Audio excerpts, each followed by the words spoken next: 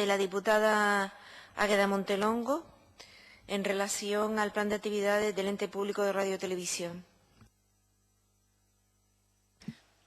Gracias, señora presidenta. Con relación, efectivamente, a la sentencia del Tribunal Superior de Justicia de Canarias sobre ese fin. Señora presidenta, señorías, no sé si están al tanto de una reciente sentencia del Tribunal Superior de Justicia de Canarias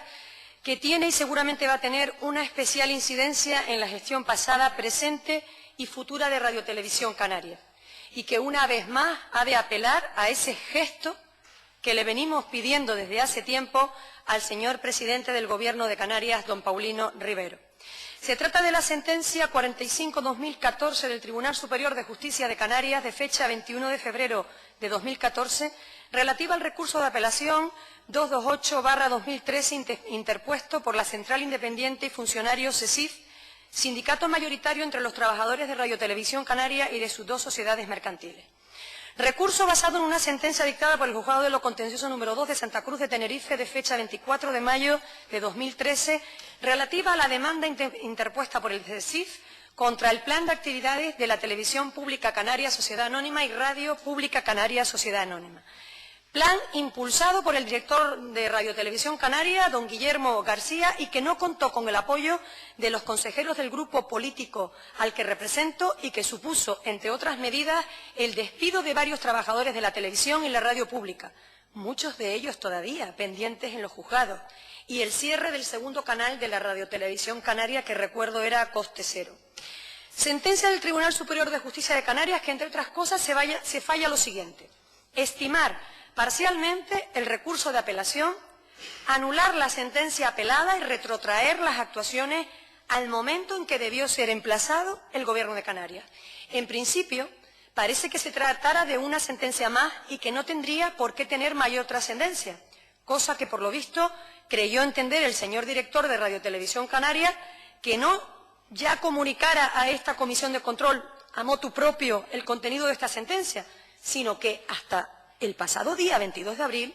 casi 3 meses más tarde de ser dictada esta sentencia, no la comunica a los miembros del Consejo de Administración de la Radio Televisión Canaria. De hecho,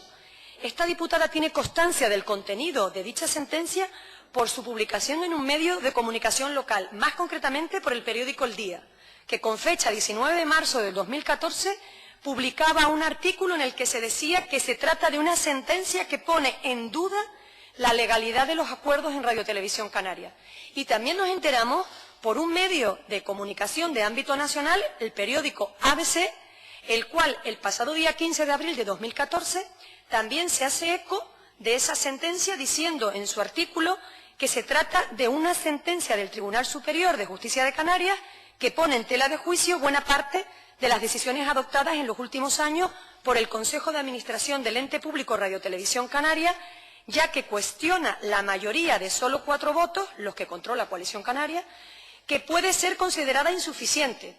Bueno, pues dicho esto, al conocer de esta forma la existencia de esta sentencia y poder acceder a su contenido tras su redacción, es lo que provoca que hoy estemos aquí preguntándole, planteándole esta cuestión al señor director general de la Radio Televisión Canaria, que antes de proceder a hacer mi pregunta, bueno, pues me gustaría, el señor director, si sería tan amable de dar lectura aquí a la sentencia, si no la tiene yo se la facilito para conocer el contenido, al tiempo que nos puede hacer una valoración de dicha sentencia indicando si es cierto que con dicha sentencia el Consejo de Administración de Radio Televisión Canaria puede quedar bloqueado a partir de ahora hasta que se renueve, dada la interpretación que al parecer hace la misma acerca de las mayorías absolutas y lo que ello puede suponer para con decisiones ya tomadas o que se puedan tomar a partir de esta sentencia. Y si es cierto que en uno de los informes que usted solicitó al señor Martín Orozco se cuestiona cómo se han delegado los votos de los consejeros de Coalición Canaria en la figura del director general de la Radio Televisión Canaria, tal y como ocurriera en el Consejo de Administración en el que se planteó la reprobación del director general de Radio Televisión Canaria, igual que en este Parlamento, tras la reprobación de la que usted fue objeto en este Parlamento, y en la que no solo usted no se abstuvo, al ser persona implicada, como hice yo, sino que votó en contra de dicha reprobación y utilizó la delegación de voto de 2 miembros del Consejo de Administración de Coalición Canaria, que tengo que decir que uno de ellos era el alcalde de Santa Cruz, que por cierto ha renunciado, y del señor alcalde de Puerto de la Cruz, que por cierto también ha renunciado a ser miembro de su consejo, en su favor, y votó usted en su favor votando en contra de esta propuesta y poniendo en cuestión la forma de voto que se ha venido practicando en los últimos años en este Consejo de Administración. En cualquier caso, dicho esto, le anuncio que de esta forma vamos a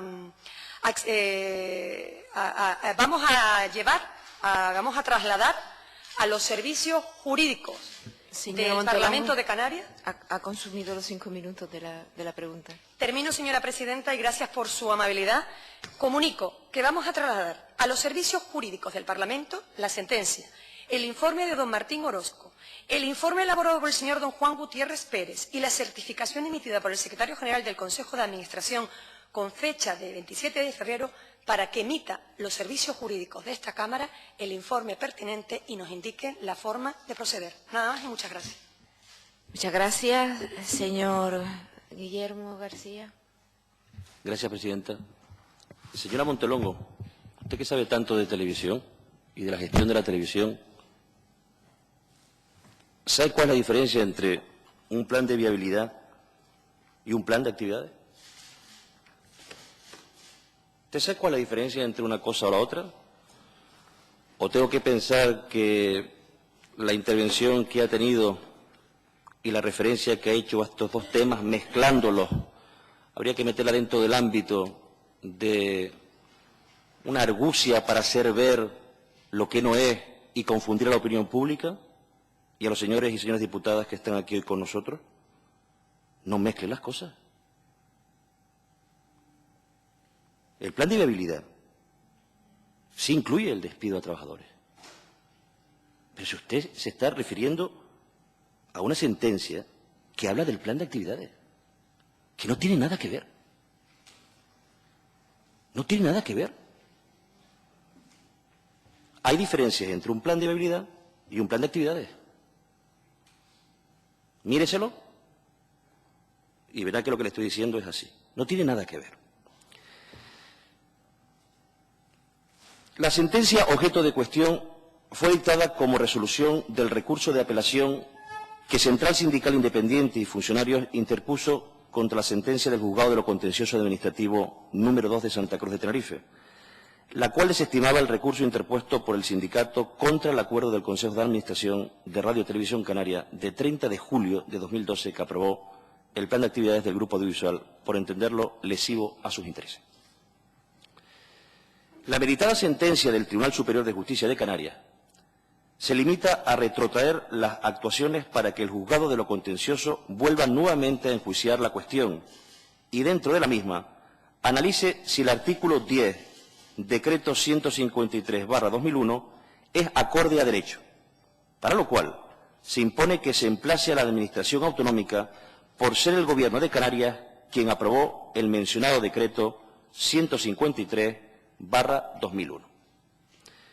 Consecuentemente, el reglamento sigue estando vigente, ya que no ha sido anulado ni suspendido, y simplemente se encuentra sub iudice, a expensas de que por el Juzgado de lo Contencioso se vuelva a analizar la cuestión. Al respecto, conviene poner en relieve que el artículo 10 del reglamento del ente regula una situación excepcional: que alguno de los miembros del Consejo de Administración haya cesado por cualquier motivo, fallecimiento, dimisión, etc. Y contempla cómo debe formarse la mayoría en ese caso, computando los miembros con nombramiento en vigor, lo que se llama colegio real, y no el número legal de miembros, lo que se llama colegio legal. De esta forma, y por razones obvias, dadas las vicisitudes personales que pudieran concurrir, se garantiza que no se paralice el funcionamiento del órgano y con él el de la prestación del servicio público que este ente está llamado a cumplir. De este modo, no solo garantiza algo tan fundamental como la operatividad del medio de comunicación, sino que además evita incurrir en exigencias tan absurdas como que se obtenga la asistencia y votación de una persona ya fallecida o de quien ya haya perdido su condición de miembro por cuestión de incompatibilidad. En cualquier caso, esta es una cuestión sub iudice y es al juzgado de lo contencioso y no a este director general al que corresponde pronunciarse al respecto. Una vez se dicte sentencia sobre la cuestión y adquiera esta firmeza, sea cual sea su contenido, y como no podía ser de otra manera, el ente la acatará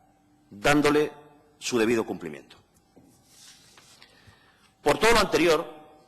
con respecto a la primera cuestión que se incluye en la pregunta, repercusiones de la sentencia en la aprobación del plan de actividades, quiero decirles, señorías, que es patente la transparencia de la resolución en ese sentido, la cual en ninguno de sus pronunciamientos incluye la nulidad de la aprobación de dicho plan,